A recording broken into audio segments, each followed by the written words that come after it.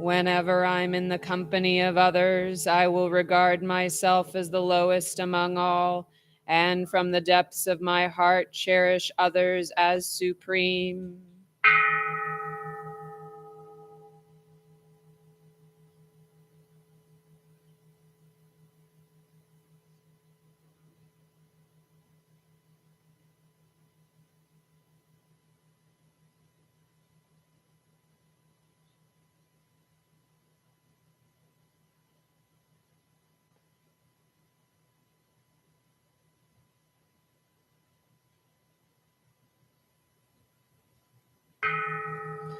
In my every action, I will watch my mind, and the moment destructive emotions arise, I will confront them strongly and avert them, since they will hurt both me and others.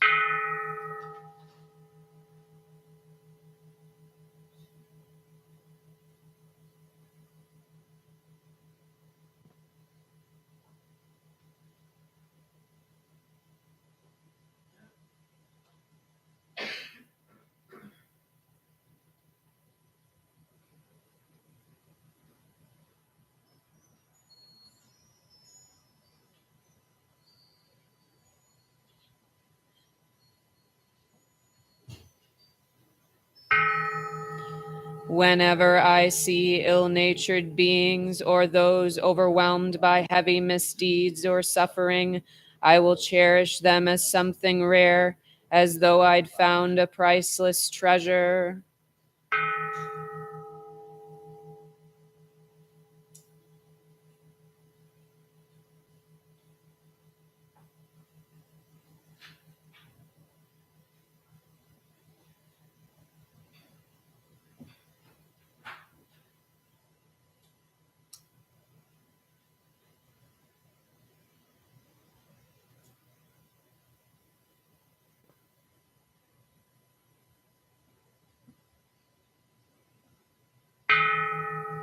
Whenever someone out of envy does me wrong by attacking or belittling me, I will take defeat upon myself and give the victory to others.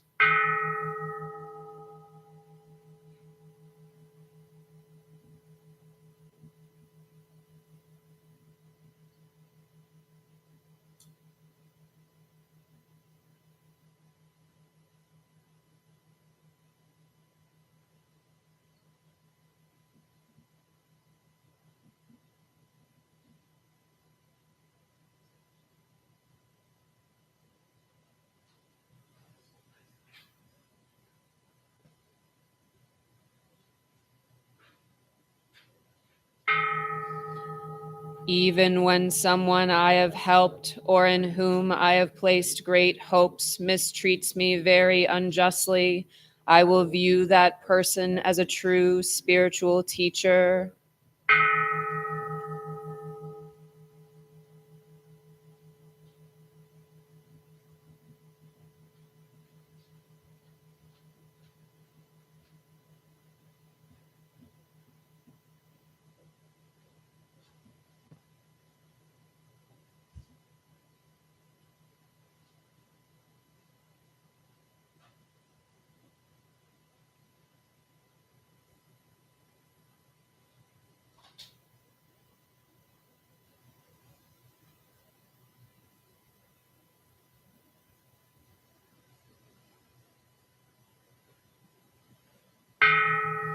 In brief, directly or indirectly, I will offer help and happiness to all my mothers and secretly take upon myself all their hurt and suffering.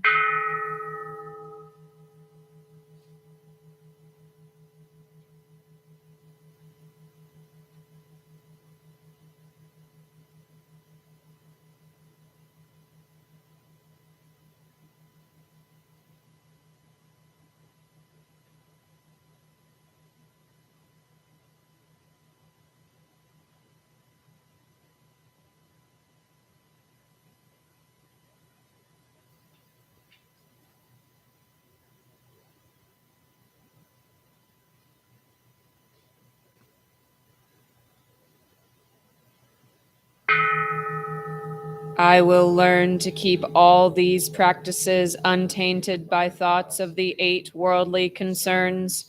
May I recognize all things as like illusions, and without attachment gain freedom from bondage.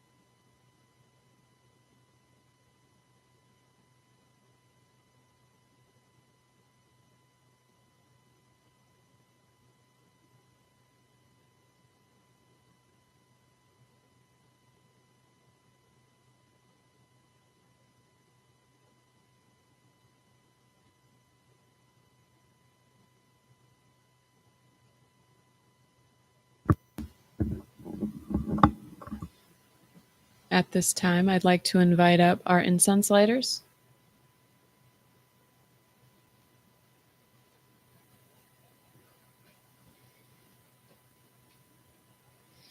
On the inside of your chant booklets, we will be chanting the incense offering together.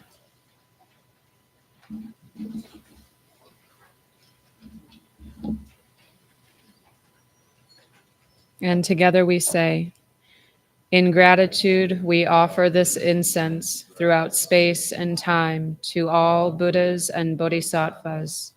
May it be fragrant as earth herself, reflecting careful efforts, wholehearted awareness, and the fruit of understanding slowly ripening. May we and all Buddhas be companions of Buddhas and Bodhisattvas. May we awaken from forgetfulness and realize our true home.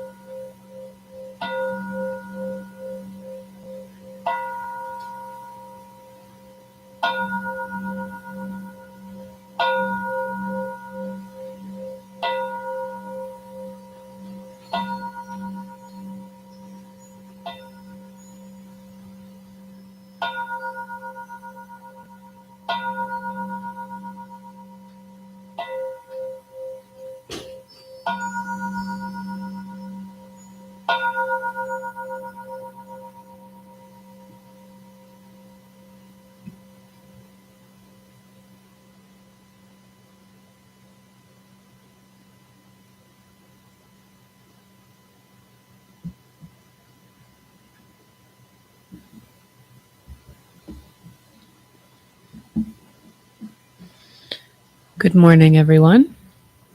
It's good to see you all. A few reminders. If you've got small children, you're welcome to use the area downstairs, or if you just need to use the restroom and these ones are being used, there's another restroom downstairs. If you need any water, anything like that, you're welcome to use any of the facilities here. We do ask that you walk around the back of the temple for the sake of the recording that's happening in the front. Let me just make sure I've covered everything. When you're chanting, bring some life into the chant. I know it's early on a Sunday morning and some of us probably just rolled out of bed, but bring some life, wake yourself up. You have this opportunity to chant the Dharma today. And if you don't have a regular practice, this is the time to take advantage of it. Take advantage of reflecting on what's happening in the Heart Sutra, why we're chanting the 3 refuges, and see if you can bring it with you throughout your week. So with that being said, let's go ahead and stand up and say hello to each other.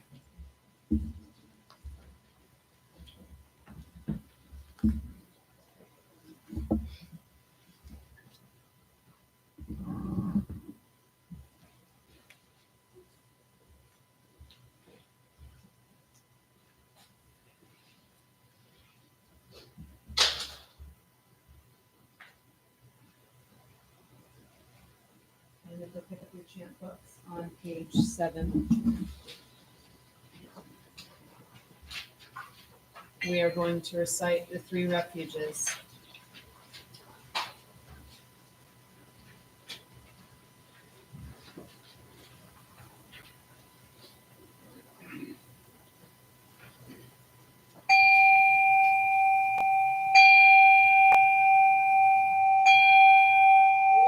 I go for refuge to Buddha, my deeply awakened mind, the living source of understanding and compassion, which must be cultivated to be known fully. I go for refuge to Dharma, the path of mindful living, leading to healing, joy, and enlightenment, the way of peace, which must be cultivated to be known fully.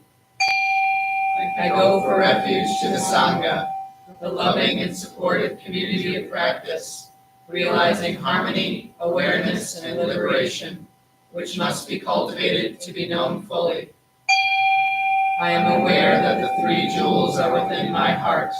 I vow to realize them. I vow to understand living beings and their suffering. I vow to cultivate loving kindness and compassion, and to practice joy and equanimity.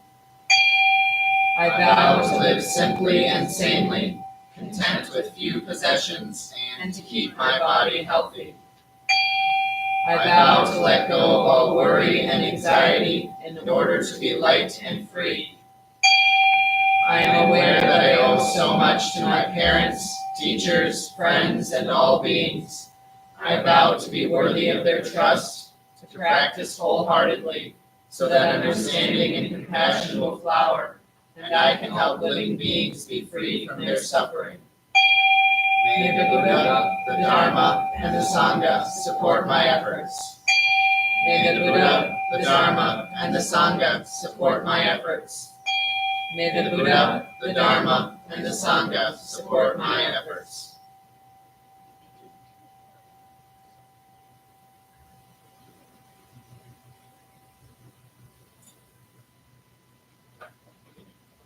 And on the next page, we will chant the Heart Sutra, also known as the Mahaprajnaparamita Hridaya Sutra, together.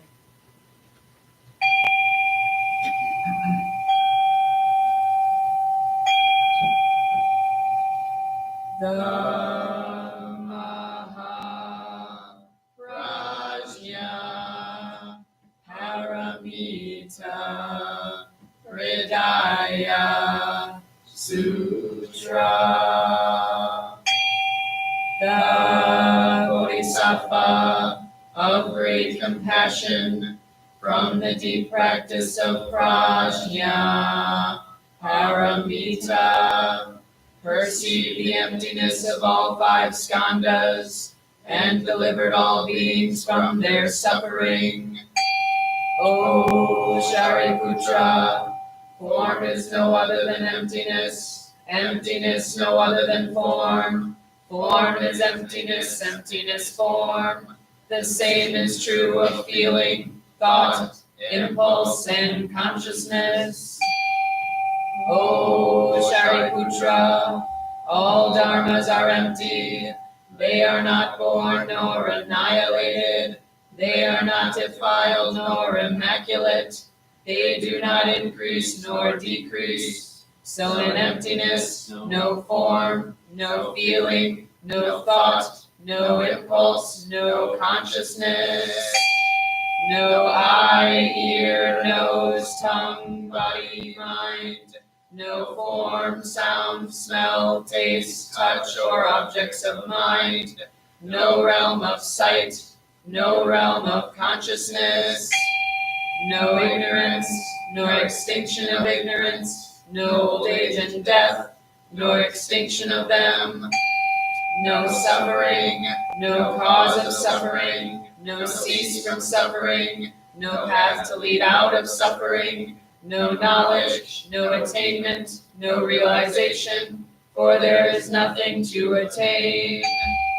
The Bodhisattva holds on to nothing but Prajna Paramita.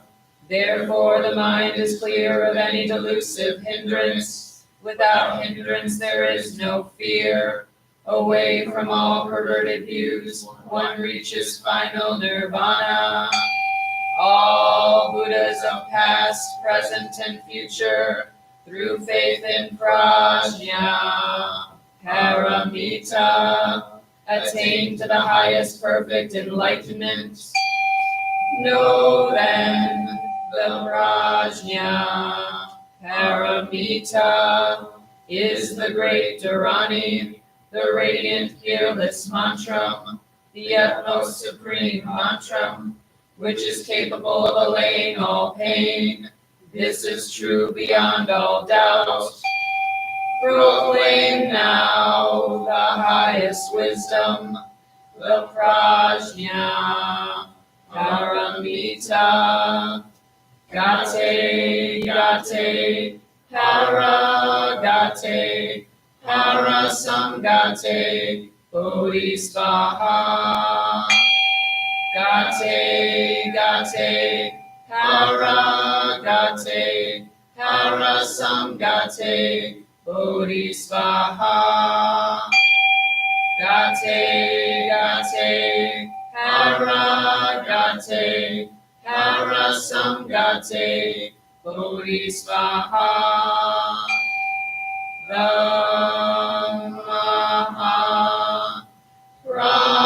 Mahaprajna Paramita Hridaya Sutra.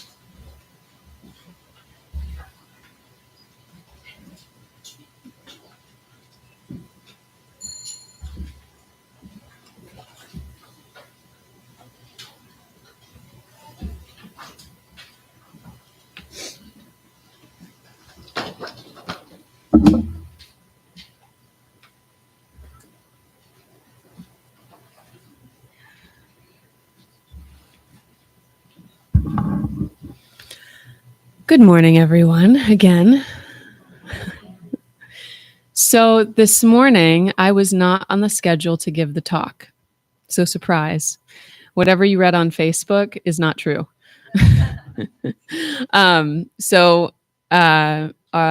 Sunshin was originally scheduled to give the talk and happened to come down with a fever this morning. So please send all of your good thoughts their way. So we got text this morning. We're just kind of trying to figure it out. And thank you to my bodhisattvas who got back to my message. I realized like afterwards when I was here that maybe I should have sent that message like a little earlier. But you know, things happen and this is how we learn. So, you know, normally when we put together talks, or at least when I do, my process is I think about it and I usually have about a month to really stew on it. And there's been a lot of things going on in my head about, you know, what's my next talk going to be about? But what I found really beautiful about this opportunity, which is like, I don't have a talk prepared, but that doesn't mean that I don't. It doesn't mean that it's not in there somewhere. And one of the things that that you learn as you go through this practice, and as somebody who is reaching towards enlightenment, right? The reason that we're here, you know, something about the Buddha's teachings spoke to every single person in this room, unless it's your first time here and you have no idea about Buddhism, which I can't imagine that there's anybody in here who's like, I don't know what Buddhism is. Is there? Is there anybody who's here for their first time today, or maybe doesn't know anything about the Buddhist teachings? Somewhat familiar. Cool. All right. So you've read something that brought you here that was like, okay, well, let's go check this out and see what this Buddhist thing is about. So some way, the way that we describe it in my lineage is your mind had a movement that said something is pulling me in this direction and I want to investigate it. And so you're all here for that reason. There was something that, you know, Shakyamuni Buddha had said thousands of years ago that made sense to you, or somebody expounded Dharma in some way that was probably made a little bit more sense than the way he expounds it, where it caught your attention and it said, you know, maybe there's something to this. Now, the first teachings that the Buddha gave was the teachings on the Four Noble Truths. And I recently learned this, but does anybody know why they're called the Four Noble Truths? Don't be shy. Yes. But why are they noble? Got part of the answer, right? No. That was my mistake too. That was my misunderstanding. So noble was taken as an English translation. If you're actually looking at the translation of Arya, which is the word that was used, the four Arya truths, does anybody know what an Arya is? Right? We're all learning today. So I'm pulling all this knowledge that I've recently learned myself. An Arya is somebody who's on the path towards enlightenment. Okay. You could think of them kind of like a bodhisattva, but there's like nuanced differences between all these different titles. So an Arya is working towards enlightenment. So when we think about the four Arya truths, it's actually the four realized truths. So the reason that they are called noble is not because the truths themselves are noble, but it's because the people who have realized the truths are noble. So if you are practicing and you understand, you might, read in theory, like, what are the Four Noble Truths? Well, you have life is suffering. Now I'm going to test everybody's knowledge. Who knows what the second one is? Cause of suffering. What's the third one? Huh? No, not yet. There's one more. Cessation from suffering. Yeah. So you realize that things aren't working the way that you thought they would work, right? You were like, yeah, this sucks. There's some things that I'm experiencing that suck. Okay. I got mental afflictions. They tend to move in a way that says that, wow, I really shouldn't have yelled at, my partner or my kids. Like, that makes me feel like crap. Okay. So you realize life is suffering. There are things that are going on in your life where you're like, I don't want to experience this anymore. Okay. So that's number one. Then number two is the cause of suffering. So why is it there? Who's responsible for it? Is it outside of you or is it coming from you? Where does the suffering come from? And I'm going to leave you to figure that out because this is a very short Dharma talk, or I got other things to cover here. So that's why we practice. Then the Buddha says that there's a way to alleviate that suffering. Okay. So that's what we call our practice. Okay. We practice on trying to find a way out of suffering. And I'm going to just move this real quick because I realized the last time I gave this talk, every time I turned my head, nobody could hear me anymore. And then there's the fourth truth, which is the path that leads out of suffering. And that leads you into the eightfold path, or, basically here are instructions how to live a life where you can reduce suffering. And if you really want to go all the way, can lead you to enlightenment. And yeah, that sounds kind of simple. Like, that's all you need. You need 4 steps and then an 4 path or 8 paths after that. Like, oh, all right, cool. We can check all those boxes, right? So it may seem. So something else I wanted to talk about is like, okay, so we've got this kind of blueprint to follow. And as we go through this blueprint, we realize this is kind of hard. You can actually experience suffering just trying to like live this eightfold path, right? You're sitting here like, oh, hey, look, that's that cyclical thing that the Buddha was talking about. Like, oh, hey, I'm living it. Like, right? Like, there's samsara. I'm doing it again. Why is this so hard? Well, who's the one that's making it hard? I'm going to keep subtly saying, it's you. You're the one. Or as I think it's Taylor Swift says, hi, it's me. I'm the problem. It's me. Yeah, Taylor Swift is definitely, she expounds some Dharma if you don't know that. I heard an entire 8-minute talk on how Taylor Swift expounds the Dharma, and it was amazing. One of the best talks I've heard in recent times. Anyway, sorry, mind is still fresh on the Super Bowl and, all that. So as we're struggling on this path, we talk about going for refuge. And we just chanted the 3 refuges. Can anybody tell me what are the 3 refuges that we go to?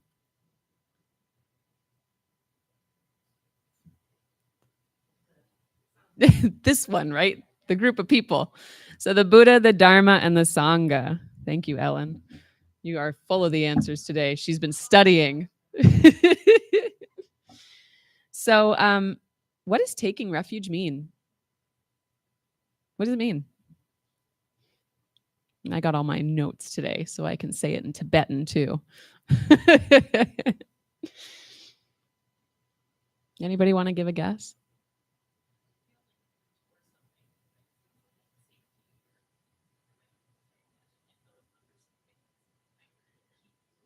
Yeah. You're turning to something for help, right? Or to support you. And I'd say that that's pretty correct. And let me just give you the definition that I've been given, which is a state of mind of its own accord where you put all your hopes into some other object to be of assistance to you. So if you think of going to the Buddha, right? Buddha mind, going to the Dharma, the teachings, and it's, I guess, all dharmas to some degree. I don't want to go down that rabbit hole too far. And then there's the Sangha. So taking refuge is called kyamdro in Tibetan.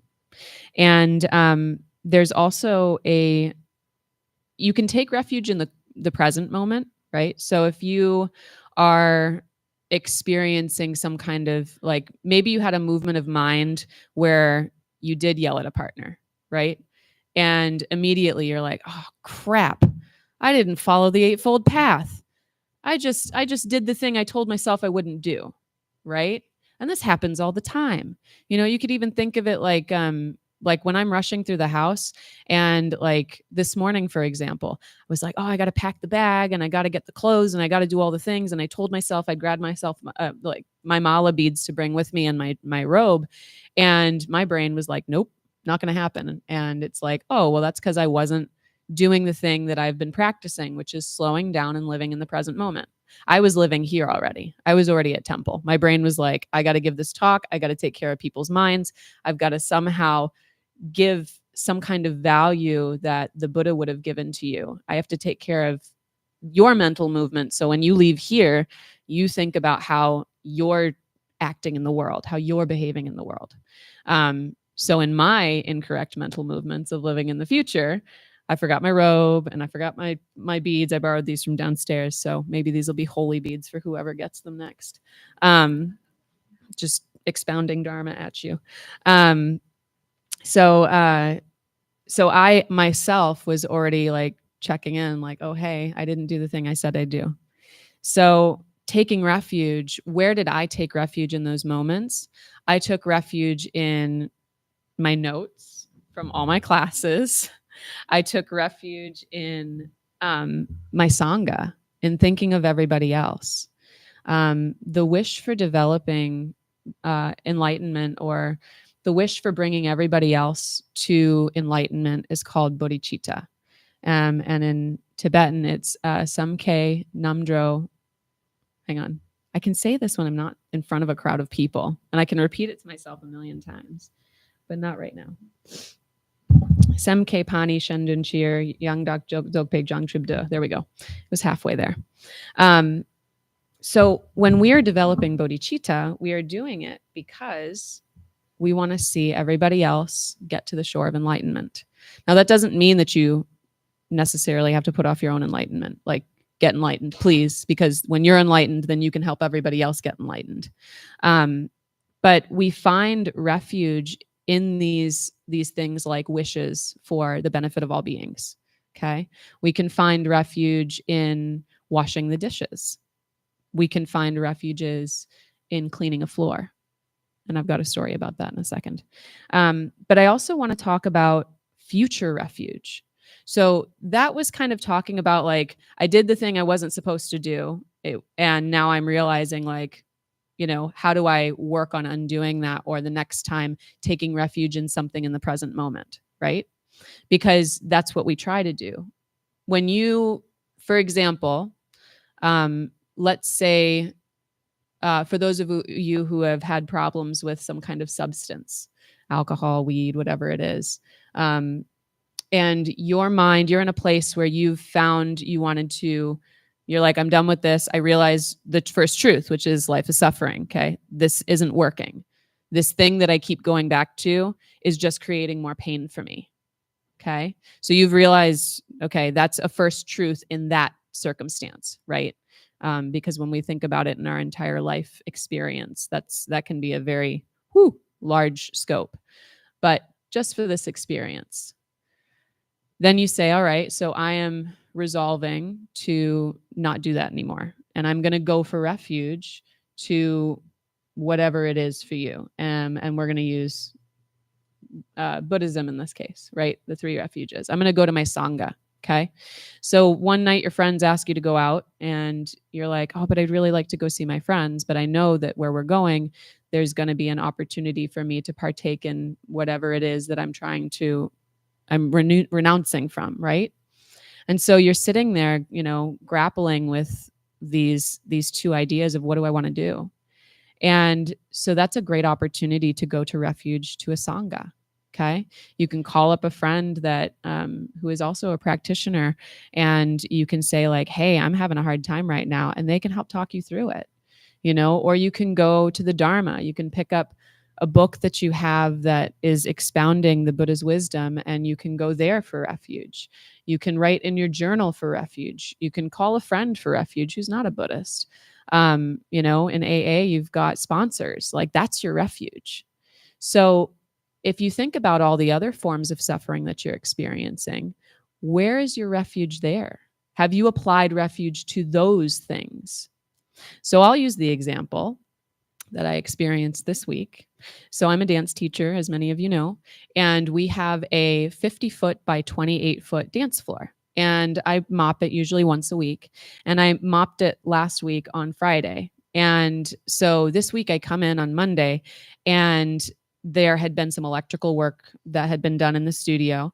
And so there's boot prints all over the dance floor, and there's, crusty things that have fallen from the ceiling all over my freshly cleaned floor that I had, mopped for all the kids. And, my initial reaction used to have been like, oh, really? Like, you didn't think about this? Like, just complete criticism and judgment on whoever did this to my nice clean dance floor.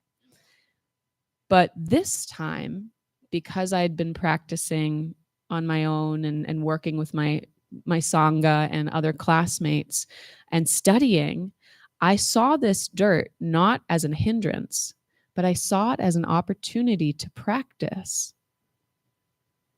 So instead of sitting there and being, I got to clean this floor, I got to be like, yes, I get to clean this floor because I get to practice seeing the emptiness of it.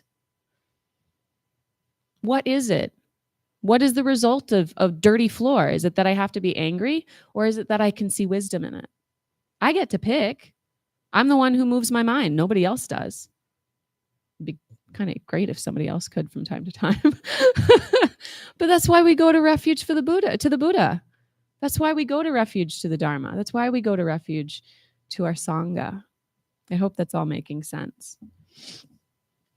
So future refuge is defined as hoping that one or more of the three jewels, Buddha, Dharma, Sangha, will render you assistance.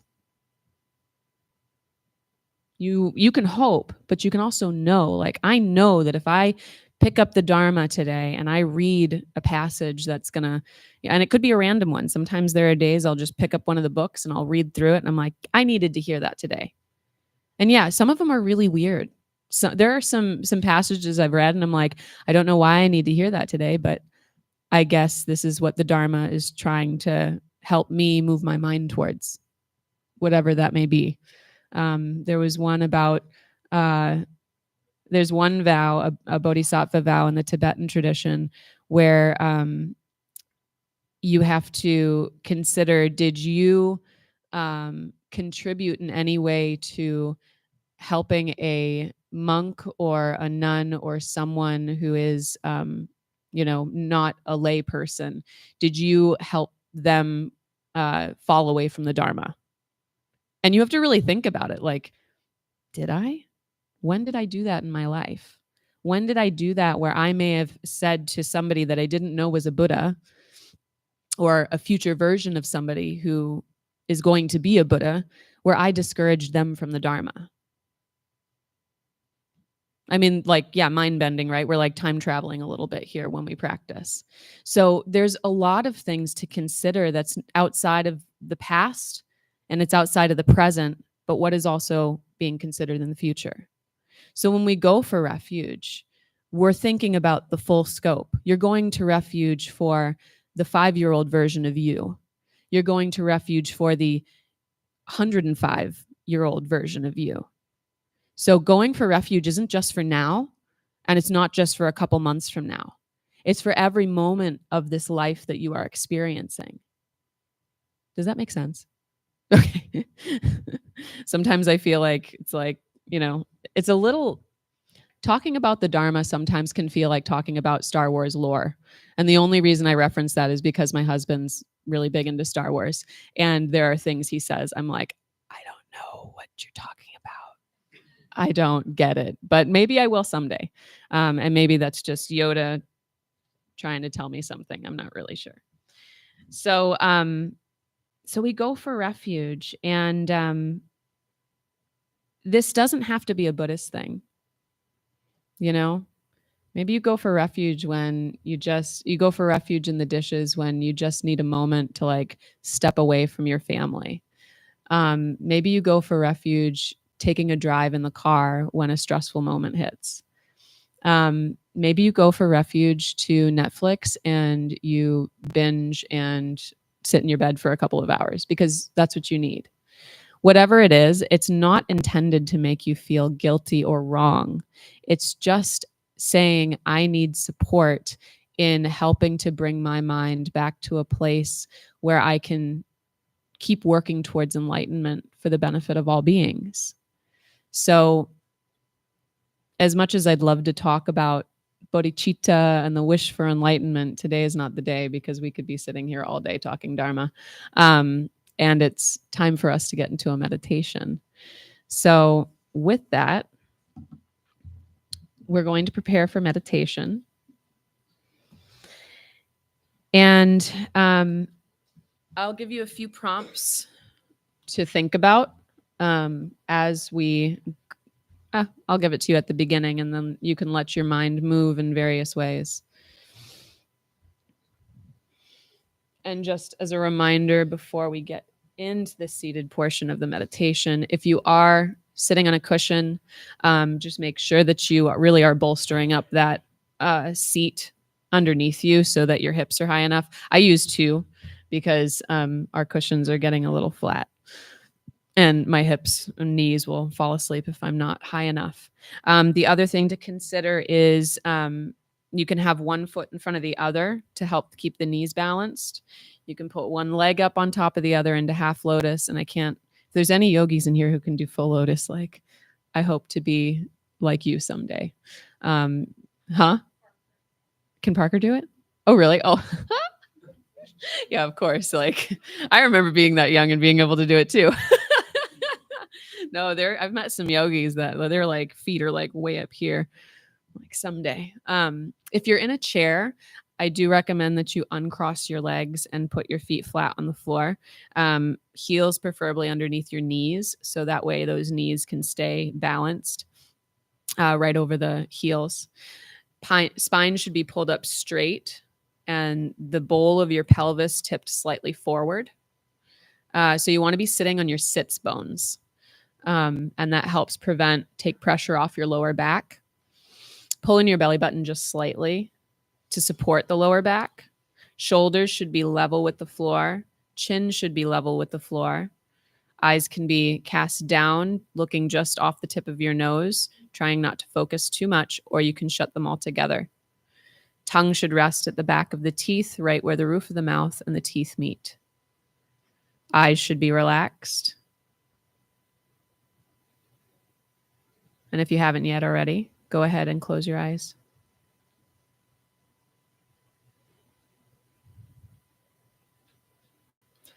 We're going to start with a few breaths here, just settling into your body.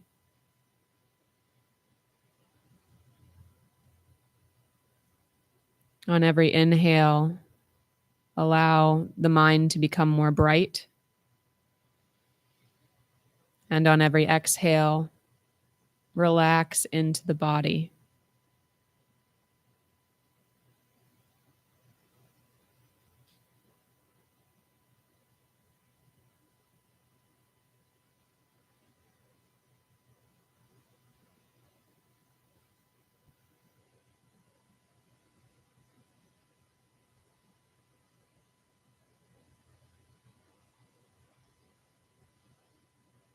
Performing a body scan, starting at the feet and working our way up towards the top of the head. Relaxing and releasing any tension in the bottom of the feet, in the ankles, in the calves, the knees. Letting go of any gripping in the thighs and in the hips.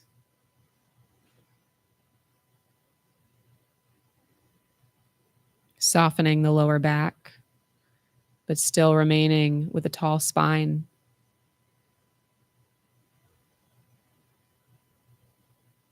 Allowing those shoulders to sink closer to the earth. Releasing any tension in the arms and the hands and the fingers.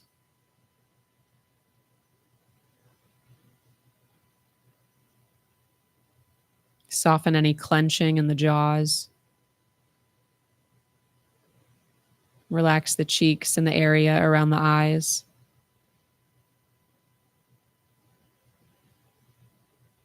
And sometimes we even hold tension in our scalp.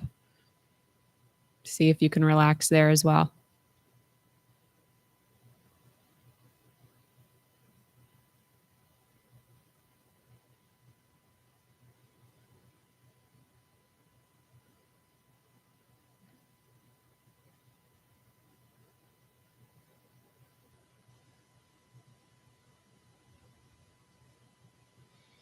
If there are any thoughts that continue to come in or are already starting to disrupt your concentration, without judgment, just put them to the side. You can come back to those thoughts later.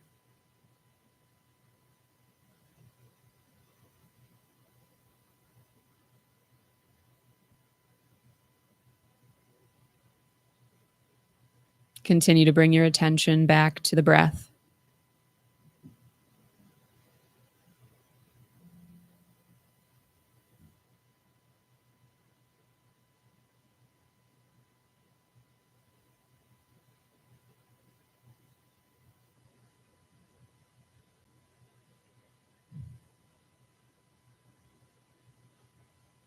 In your meditation, this is your prompt to consider.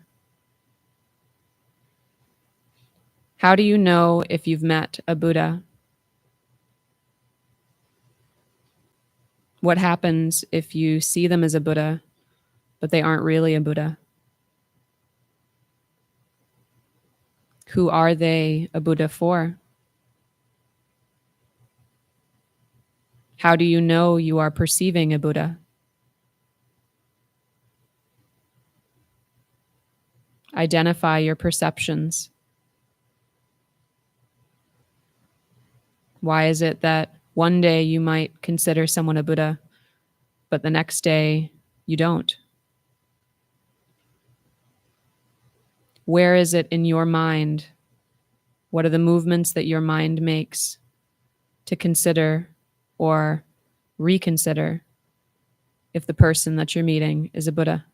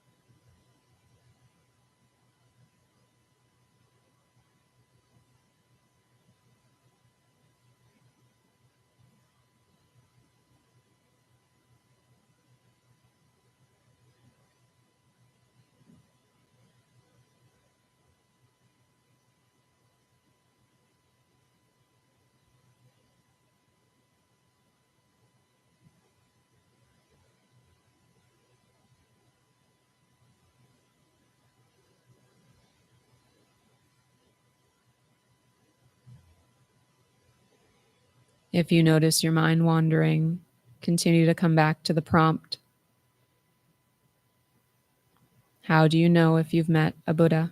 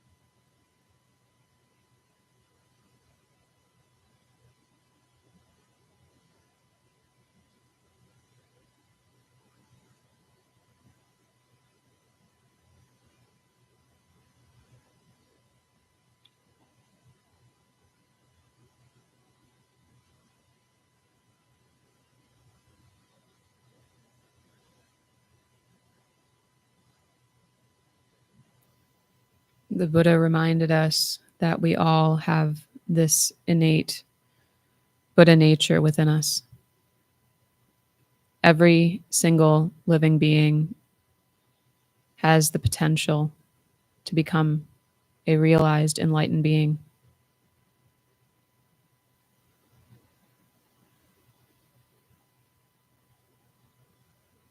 As we have our own mental movements, may each of those movements encourage us to move towards a mind that is free, a mind that is without suffering.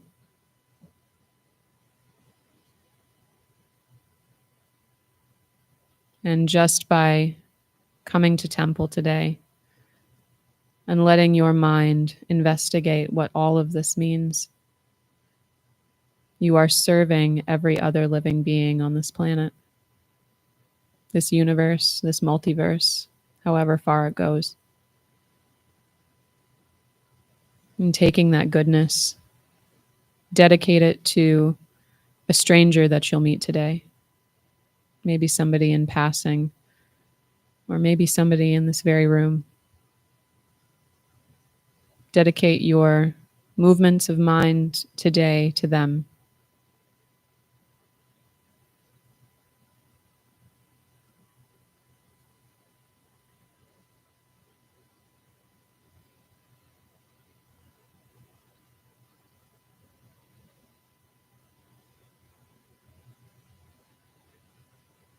And adding some gentle movement back into your body, wiggling your toes, maybe some movement in the shoulders. And when you feel called to, go ahead and flutter your eyes open.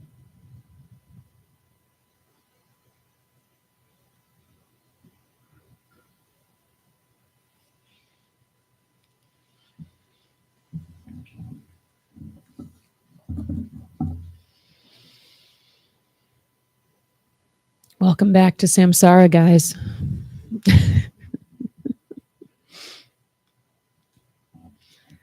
Okay.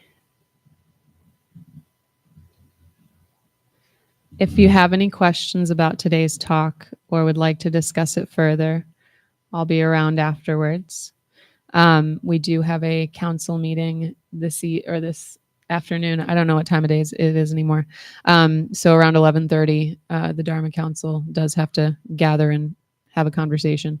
But until then, I'll be free. Joys and concerns.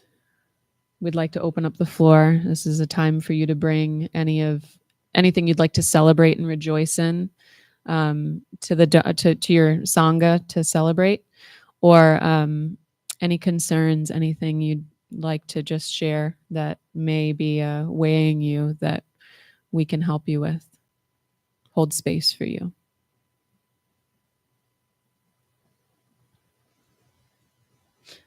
I'm looking that direction because the tech room is behind you. So.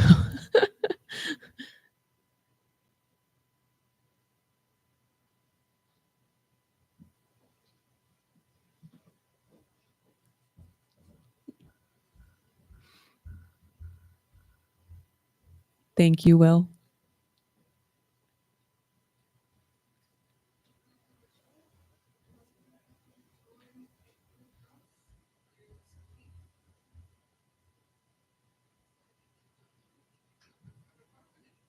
That's wonderful.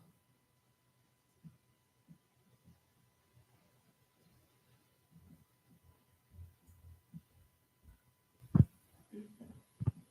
think we should be on now. So,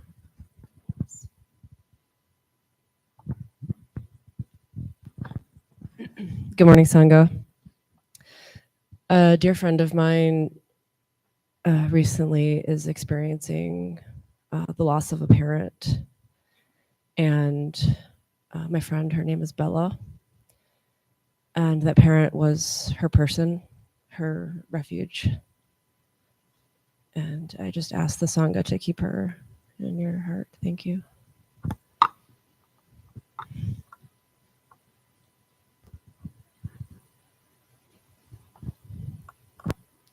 Hi, I'm James. I have a joy I've been going here for a year now, today, I think.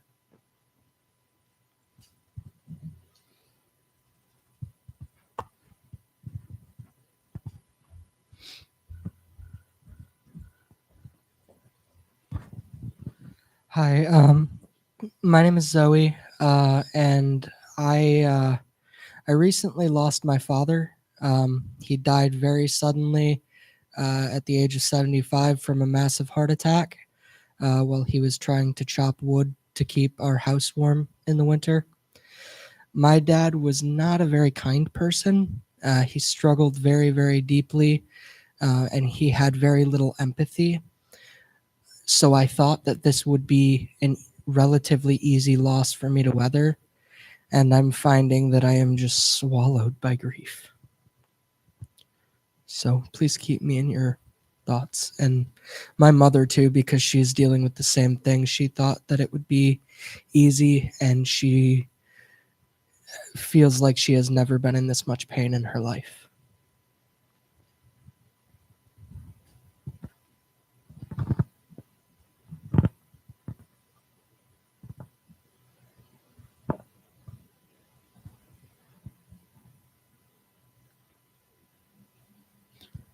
I'll share a joy. I'm glad that I got the call to come and give a Dharma talk today. Came totally unexpected, and I see this as just a beautiful opportunity to share in the Dharma with the Sangha.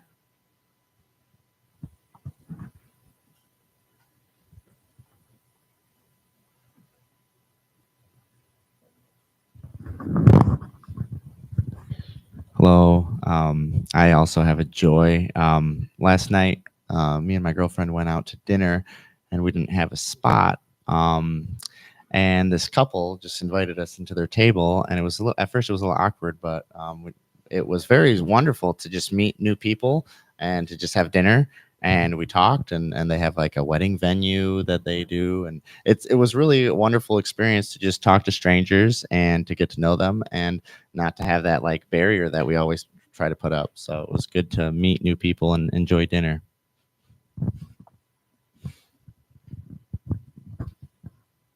Sounds like you met a Buddha. Yes. Or maybe a couple of Buddhas.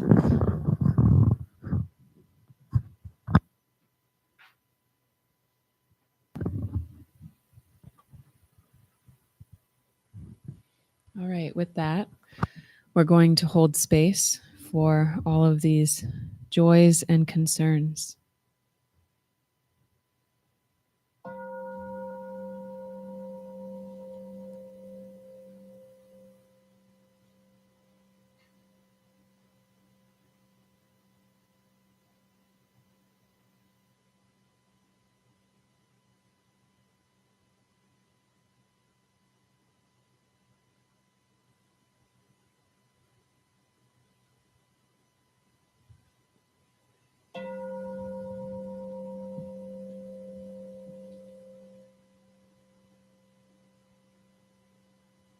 We bow.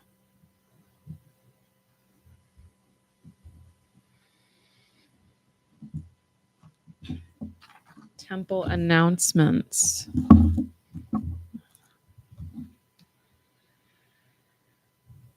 The Grand Rapids board meeting, or Buddhist Temple board meeting, is canceled for today. So, I'm sorry, it's not canceled. The shared meeting's canceled. Excuse me. The board meeting's still on. I'm wrong. Obviously, not a Buddha yet. I'm not omniscient. That runs 11:30 to 1 p.m. You can stick around to observe, or you can also join via Google Meet. We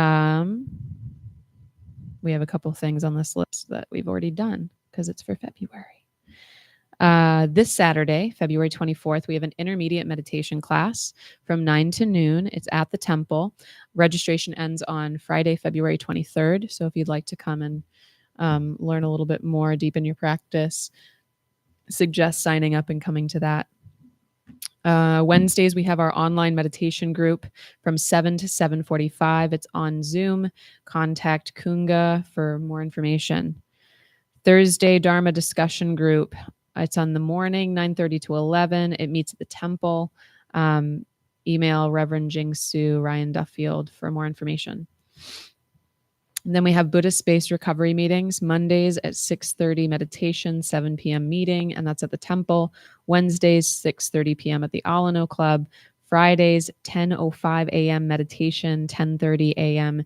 meeting at the temple, or join via Zoom. And if the weather surprises us, because it's Michigan, and there happens to be a snowstorm or some other kind of issue preventing us from holding temple in temple, we announce all of those notices online, but we also send them in emails, do it on Facebook. Best thing to do would to be sign up for the newsletter if you haven't yet. And I think that's it for my end on announcements. Do we have a Donna announcement today?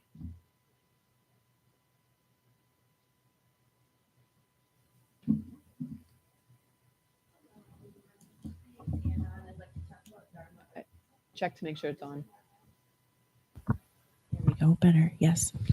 I'm not going to talk about Dharma. I'm going to talk about Dana. Dana is central to our practice, and it means generosity. And we are all generous with our time to come and listen to the Dharma, and our teachers are so generous with their time as well to teach the Dharma to us. If you'd like to support the temple in other ways, we have Dana boxes at each end of the temple where we can accept cash or check. There's a QR code on the box as well if you'd like to go to PayPal and make a donation that way. If you go to our website, which may or may not be working at this time, there's also a link that goes to PayPal. And on the YouTube, for anybody out there, there's a drop-down menu as well that will take you to PayPal. If you're interested in being generous with your time or with material goods, you can see one of our teachers and they can give you more information on what is needed at the temple at this time. So thank you for your generosity. Hello again. My name is Shane, or formerly Igye Su. I'm going as Juen Su, my original Dharma name. But anyways, I wanted to make a announcement for Tech Team. We need more tech support. And if anyone is, you don't have to be tech savvy by any means. There's everything's laid out. But if anyone is interested in joining the tech crew, we'd really appreciate that. And just get with myself, or you could get with Kent. And yeah, so more the merrier. Thank you.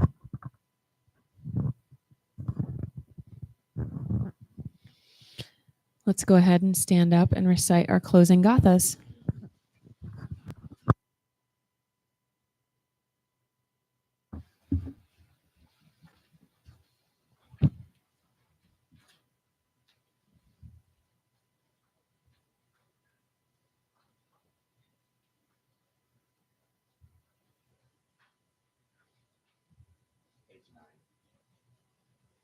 Together we say, For all unskillful actions ever committed by me since of old, on account of my beginningless greed, anger, and ignorance, born by body, mouth, and thoughts, now I atone for them all.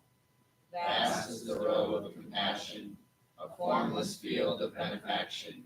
I wear the Buddhist teachings for the benefit of all sentient beings. All beings, one body, I vow to liberate. Endless blind passions, I vow to uproot. Dharma gates without number, I vow to penetrate. The great way of Buddha, I vow to attain. This side will turn and face this side, and vice versa. The people who help with service. The one thing that we just ask you to do, if you can make sure that your booklets are